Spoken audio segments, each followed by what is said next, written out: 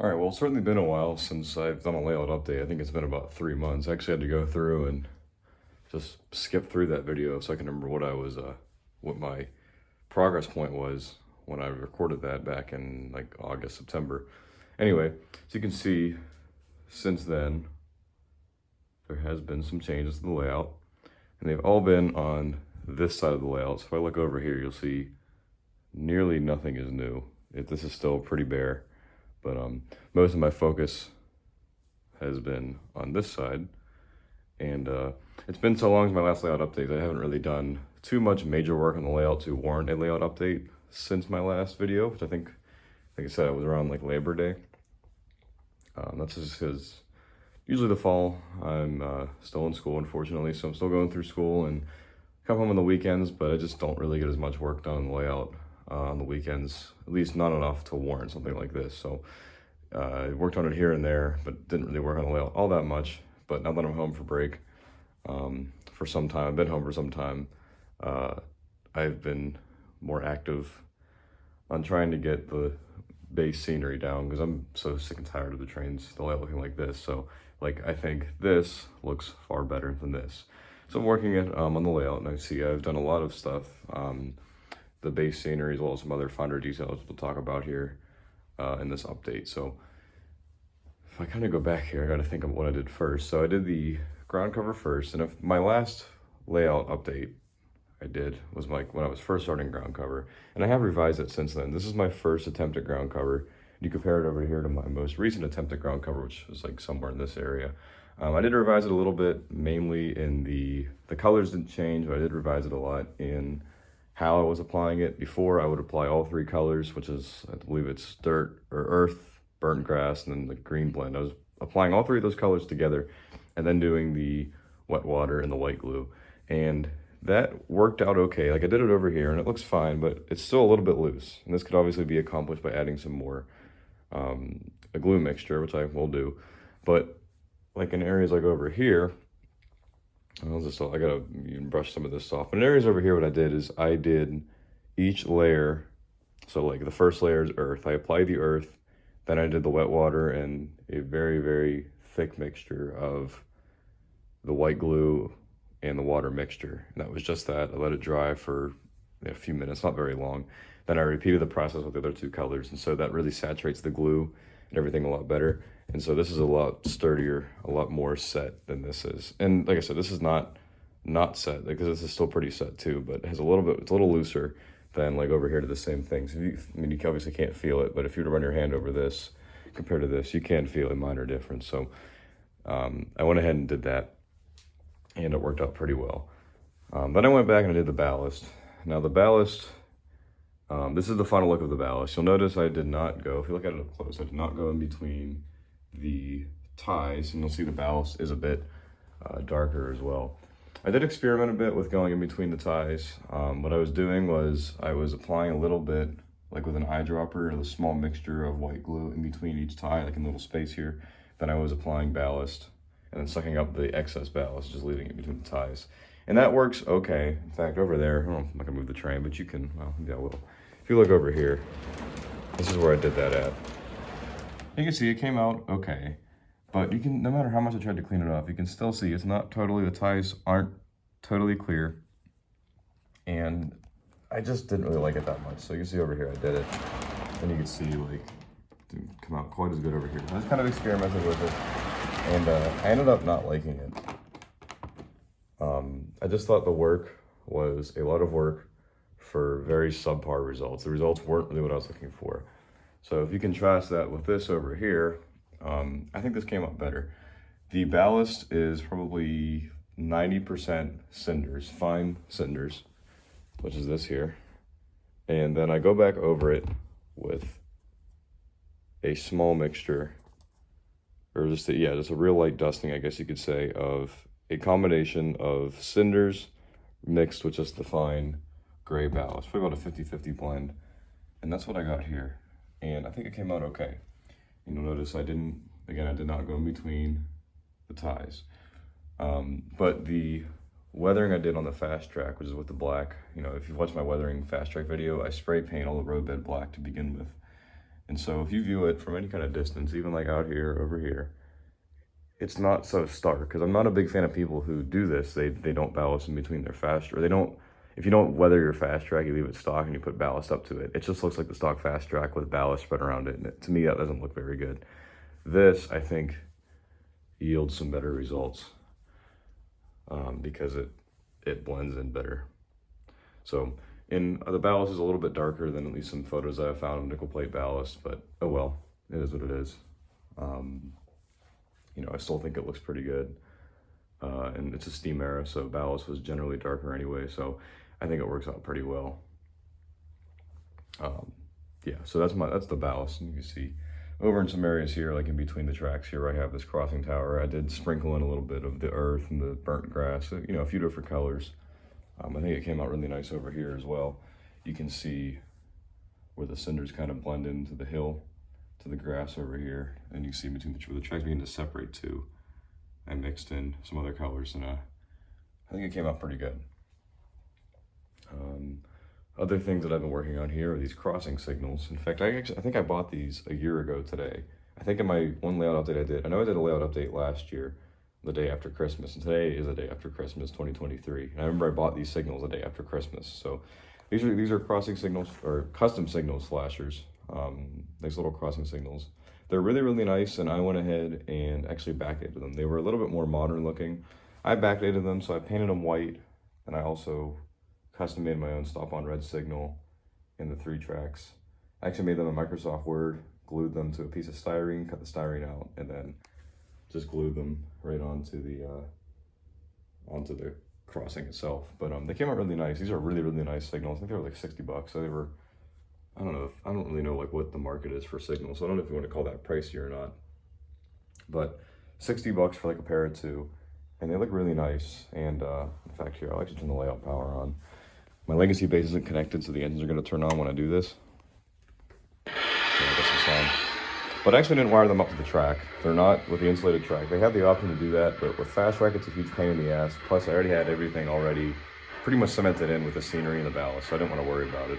So I just hooked them up to a switch over here. So if I hit the switch, see they light up. And they look great because they have a really, really nice flashing sequence. You know, the lights kind of fade in and out. They flash at a prototypical rate. And if I turn them off too, like I'll show, like this. So see if I go to turn them off, or turn them back on, the way they flash is quite nice. So I'm really happy with them. I believe Atlas just purchased the stock or whatever, all the tooling from Custom Signals. And I think it's awesome because I would love to get some more of these for other areas in the layout. I only have about 2 grade crossings. This is one. I'm gonna have one over there as well in the Lorraine area. But yeah, these are awesome signals. So really happy with them, especially when they're backdated to the nickel plate look with the white and the old school stop on red signal stuff. I think they came out really nice. And yeah, they came out, they look great. I can't remember if I showed this in my last layout update. If I did, sorry, you're gonna see it again. But I know definitely if I showed it last time, it wasn't painted like it is now. This is an MTH little like trackside shanty. It's painted blue. I painted it to nickel plate colors, and looks nice. This is actually based off, this whole scene is based off of a prototype picture. It's taken from like, about here or so. And having that little shanty there looks great. And it actually carved into the hillside a little bit. Whenever this was all wet, the substance was wet, I just pushed it in, made that little notch, and looks good. Over here, like this another MTH crossing, another MTH like gate shanty or whatever. I cut the base off. Started painting it, to not finish painting it, but it'll be painted just like this whenever it's all done. But I think it looks good. Over here, I have these tunnel portals here at Brockton. I think I've shown these before, but I did repaint them to a better color. I did this road. This is the first road I've done on the layout. This road is made from tile grout. I think it came out pretty good, and I did some scenery around it, but it was tile grout. Never done a road before, so I found a YouTube video where a guy did it out of tile grout, and I like the results. You can see I still need to do the rest of it. This is more just like a test area, but I think it came out pretty good. I do want to add some weathering powder, maybe put some cracks in the road to weather it. It's very heavily inspired, off the railroad, looking at pictures of it, and also up in this area along Lake Erie, the Erie area. We go camping up around there, and all the roads that you drive on to get back to the campground, and all the roads in that area, the little country roads, look just like this. So it came out really nice.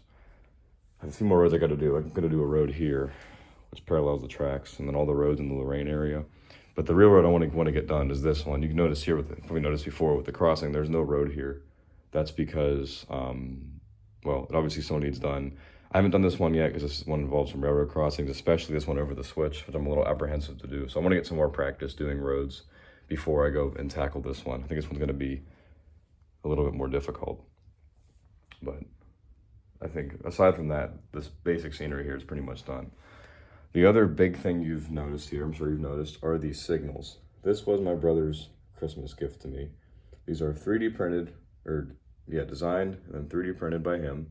They are accurate nickel plate signals, and they look fantastic, I think. So we 3D printed everything, including the lenses, so the little 3D printed lenses. They're all based off of prototype photos that I sent him. He was able to model them. I mean, I don't want to speak for him. I don't think they were overly difficult to model once he made one, because they're all pretty much the same, just different head configurations. Of course, with the exception of this bracket signal here. One of the big reasons I modeled Brockton, so I can model the Pensy and the nickel plate, because as I've said before, going east out of Brockton, the nickel plate and Pensy shared a main line, and the eastbound home signal for BM Tower was this. It was this cool bracket with one side being nickel plate, the other side being the Pennsylvania Railroad position light signals. So if you look at the pictures, or if you look at pictures of the actual bracket signal, this is essentially dead on.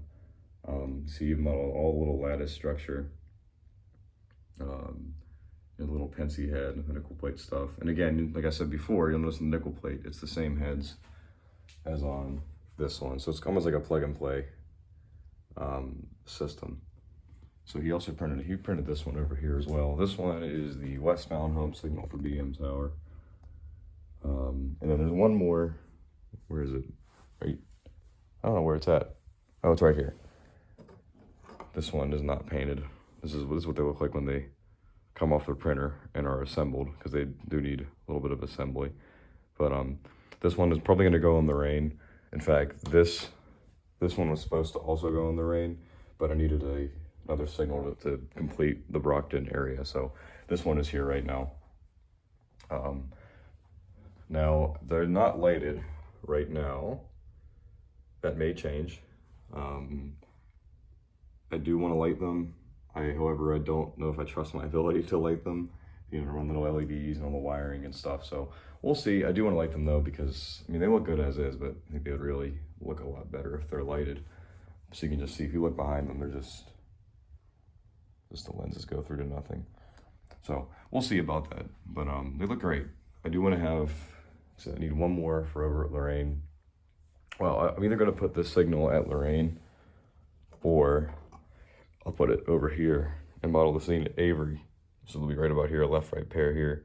I'm not really sure where this one's going to go yet. I think it would look nice at Lorraine, because that would help keep the spacing of the signals. The spacing would be a little more, it would flow better, I think, versus having all these signals over here, especially this one here, have another pair right about there. So I don't know, we'll see. Leave a comment if you have an opinion. But yeah, these have really transformed the layout, makes it feel a lot more like it's actually a nickel plate layout, not Anywhere USA. And I think as I add some more specific nickel plate details, it'll look better.